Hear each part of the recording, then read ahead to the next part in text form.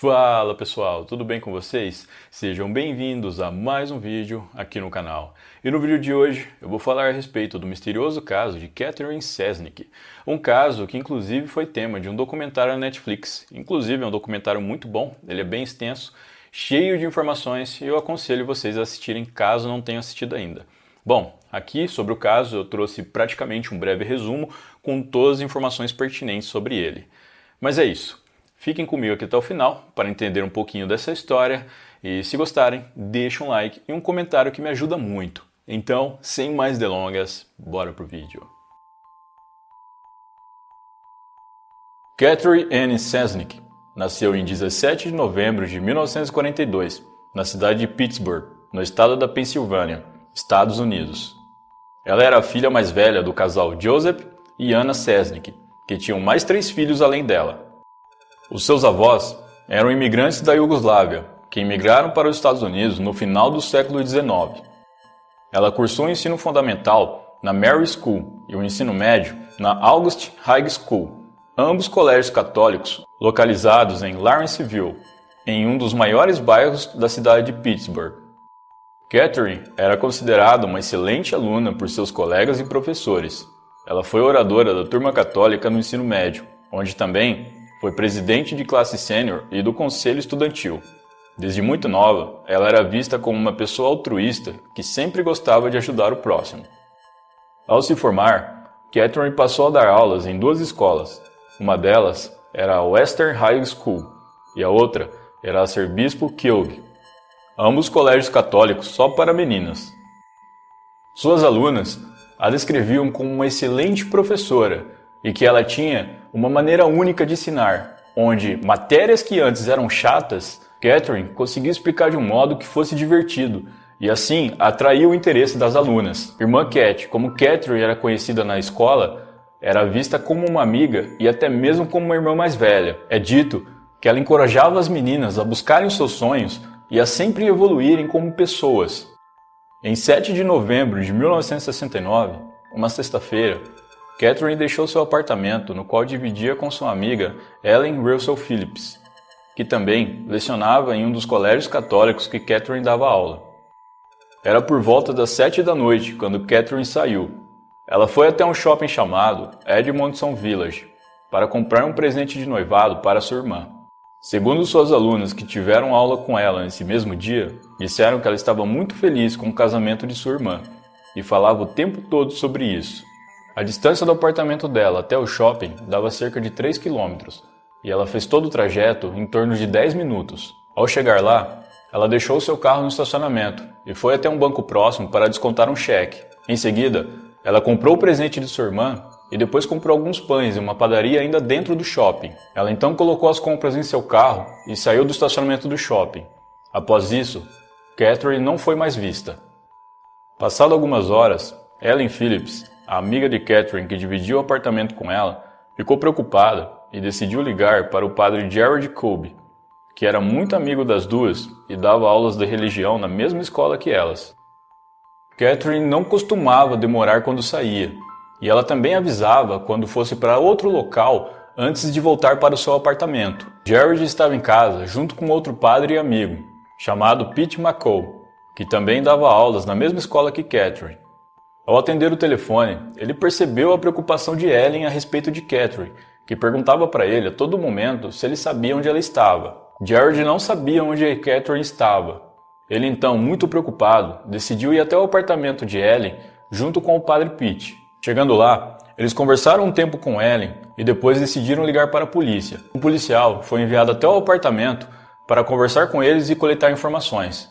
Após isso, ele retornou para a delegacia. Os 3 então entraram no apartamento, onde fizeram a Eucaristia e rezaram uma missa. Às 4 da manhã, todos eles ainda estavam acordados e Catherine não havia retornado. Como não conseguiam dormir, Gerald e Peter decidiram sair para caminhar, enquanto Ellen ficou no apartamento caso Catherine aparecesse. Os 2 caminharam por alguns quilômetros, até que de forma inesperada eles localizaram o veículo de Catherine. O carro estava com as portas destrancadas, cheio de lama, com um galho próximo ao volante, e os pães que ela havia comprado estavam no banco do carona. O padre Gerald entrou em desespero, pois ele sabia que não foi Catherine que deixou o veículo lá daquele jeito, já que ela não costumava fazer isso. Tudo indicava que o carro havia passado por um terreno pantanoso e que outra pessoa deixou o carro no local para que o mesmo fosse encontrado. Em 10 de novembro de 1969, 3 dias após o desaparecimento de Catherine, a polícia montou uma equipe com 35 policiais e mais 5 equipes com cães farejadores. Eles vasculharam 14 quarteirões do sudoeste de Baltimore. As buscas duraram quase um dia inteiro e, apesar dos esforços, não foram encontrados nenhum sinal de Catherine. Em 13 de novembro, 3 dias após as buscas, um corpo de uma mulher foi encontrado nas proximidades por 2 caçadores em uma área de treinamento do exército em Fort Meade. O corpo estava na margem de um rio, com uma parte dentro da água e a outra fora. A princípio, todos pensaram se tratar de Catherine, porém, o corpo pertencia a Joyce Ellen Malek, uma secretária de 20 anos que estava desaparecida desde o dia 11 de novembro. As circunstâncias do desaparecimento de Joyce se assemelhavam com o de Catherine.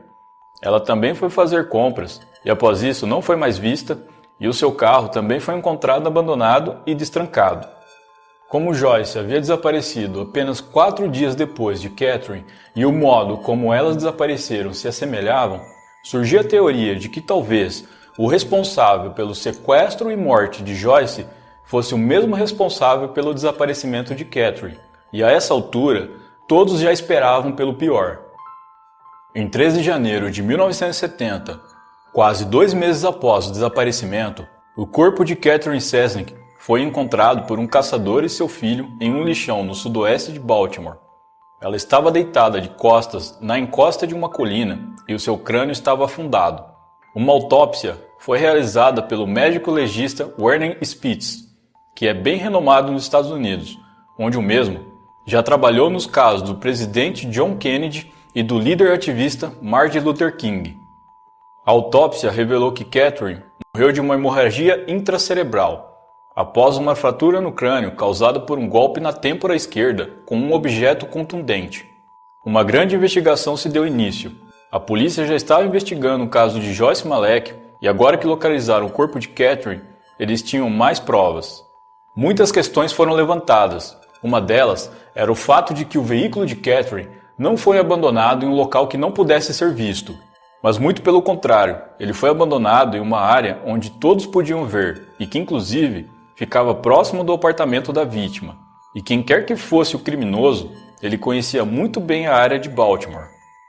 Todos acreditavam que a polícia estava avançando nas investigações e que logo o culpado ou os culpados seriam presos. Porém, apesar deles agora estarem com o corpo de Catherine, eles não tiveram grandes avanços e os crimes permaneceram sem solução. Em 1995, 25 anos após o crime, algo inesperado aconteceu e, de certo modo, ajudou no quebra-cabeça que era o crime. Algumas alunas da escola Arcebispo Kilg, onde Catherine dava aulas, denunciaram os padres Joseph Maskell e Neil Magnus por abuso sexual e aliciamento de menores. Essas mesmas alunas disseram que a professora Catherine Cesnik foi a única que percebeu o que estava acontecendo e foi até uma delas e perguntou se os padres a estavam machucando. Como a resposta foi positiva, Catherine decidiu que iria até a Arquidiocese de Baltimore para fazer uma denúncia formal, mas ela foi assassinada antes.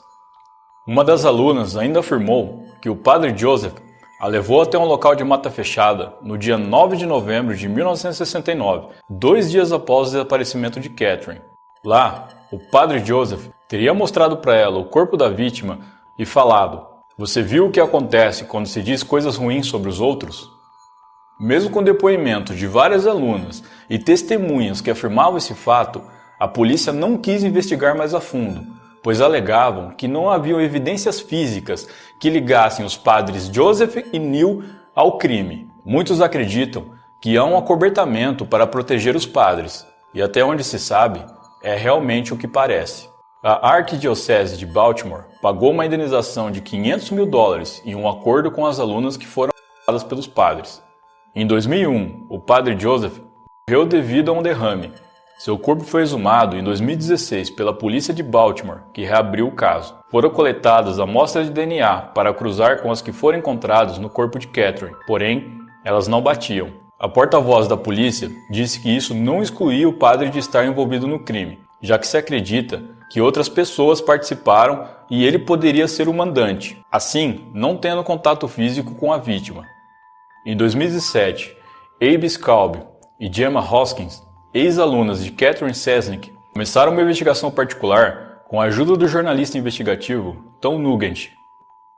Essa investigação se tornou uma série na Netflix composta por 7 episódios chamada The Keepers, onde eles entrevistam várias pessoas relacionadas ao crime, desde ex-alunas até policiais que trabalharam no caso. Na série, além de investigarem o sequestro e morte de Catherine, eles também deram atenção ao de Joyce Malek, cujo crime continua sem solução até os dias de hoje. Até onde se sabe, mesmo com a semelhança dos crimes envolvendo as duas, é dito que o responsável pela morte de Joyce não é o mesmo da morte de Catherine.